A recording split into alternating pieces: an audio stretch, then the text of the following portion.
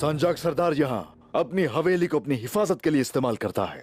वो डरपोक आलिशार जब तक सूरत हाल वाज़े नहीं हो जाती वो सामने नहीं आएगा, और वो आखिर में हम दोनों को मारना चाहेगा। घात हम लोग इस तरह से लगाएंगे, जब बालगाय नौकरों के साथ उनको संभालेगा तो मैं भी कार्रवाई शुरू कर दूंगा। आलिशार की हरकत में आने से पहले उसकी चौकी पर मैं हमला कर दूंगा। आलिशार घात की जगह के सबसे नजदीक तरीन मकाम पर मुकीम होगा। इस जगह से हर तरफ नजर रखी जा सकती है। तो हम 3 महाजों पर लड़ेंगे।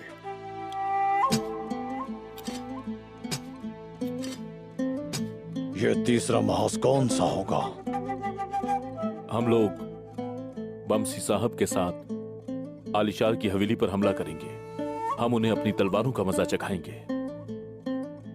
आपके कहने का क्या मतलब है कुंदूज साहब?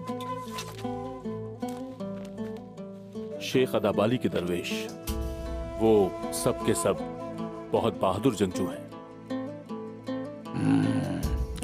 लगता है तुम उस कुत्ते को सांस लेने का मौका भी नहीं दोगे। जो कुत्ता सांस के जरिए अपना जहर छोड़े बालगाए, उसे जिंदा छोड़ना हराम है। जहां तक हवेली की बात है, वो आलिशार के लिए सब कुछ है। वो उसकी साख और उसकी शान और हरम है। उसकी हवेली की हिफाजत करने के लिए सिपाही सब कुछ करेंगे। बहुत खून बहेगा, इतना कि सोच नहीं सकते।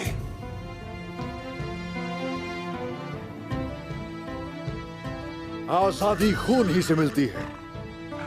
जो माफी चाहेंगे वो हमारे गजब का बिल्कुल शिकार नहीं होंगे, लेकिन जो आप पर अपनी तलवार ताने उसको जहन्नम वासिल करना आपकी जिम्मेदारी है।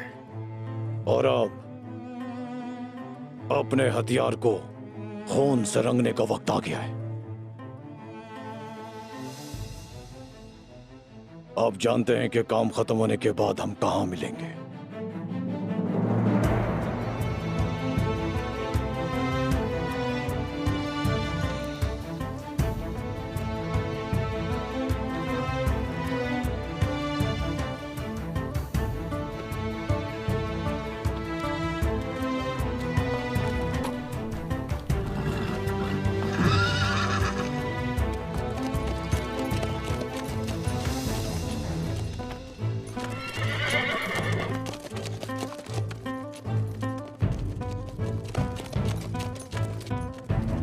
चलो चलो।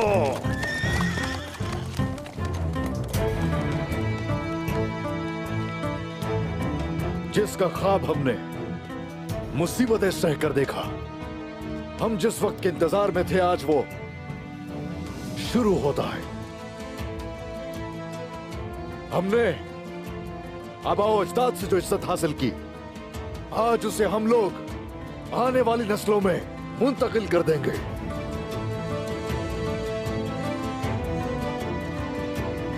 क्योंकि बहुत दूर से हम जिहाद की खातिर यहां आए, तो इसलिए ऐसा इत्तेहाद करेंगे कि जिसका नतीजा शहादत की सूरत, जिहाद और इंसाफ की सूरत में ही निकलेगा। और फिर उसके साथ साथ एक रियासत वजूद में आएगी।